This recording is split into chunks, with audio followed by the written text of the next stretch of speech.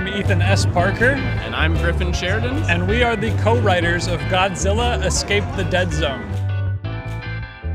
I mean, we spent a long time working for comics creators that are a lot more famous than us and breathing in their creative fumes. And it was sort of like an unofficial internship into comics. And that led to our 3 to 5 year process of building an image book, which was Kill Your Darlings. Yeah, and it was just sort of like, okay, instead of being paid money to survive, let's go ahead and just ask everybody to give us the best advice they have for how to break into the comic book industry.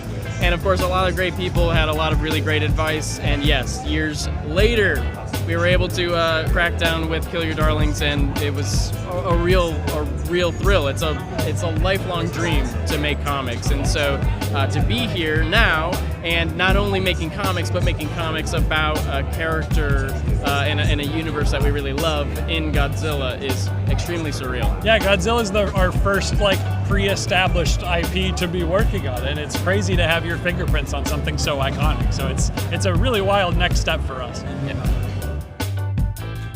The advice that you hear all the time that I do think is the most valuable is just make your comics. Like, there's nothing stopping anyone at this point. Anybody can draw, anybody can scan in their drawings, anybody can write. We have access to all of these tools now, and you can make the stuff. If you're passionate about it, make it, and you can show it to people. And eventually, if there's enough passion behind it, enough regularity, enough work, people will notice and people will get into it.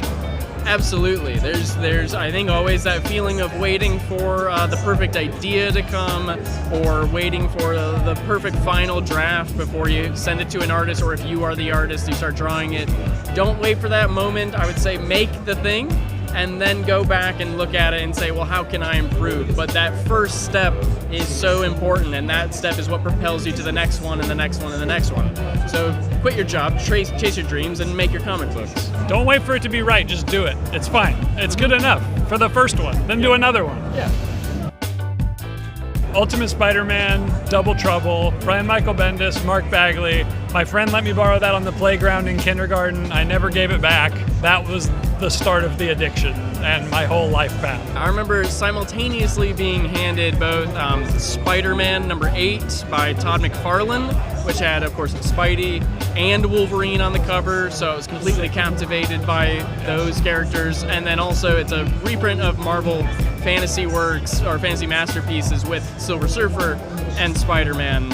And they were a smidge above my reading level, and yet that's the great thing about comics, right, is that you can hand it to a 4-year-old who doesn't know anything that's going on, and it's still captivating, and then you kind of grow into it. And I would say we fully grew into it. Yeah, I think so.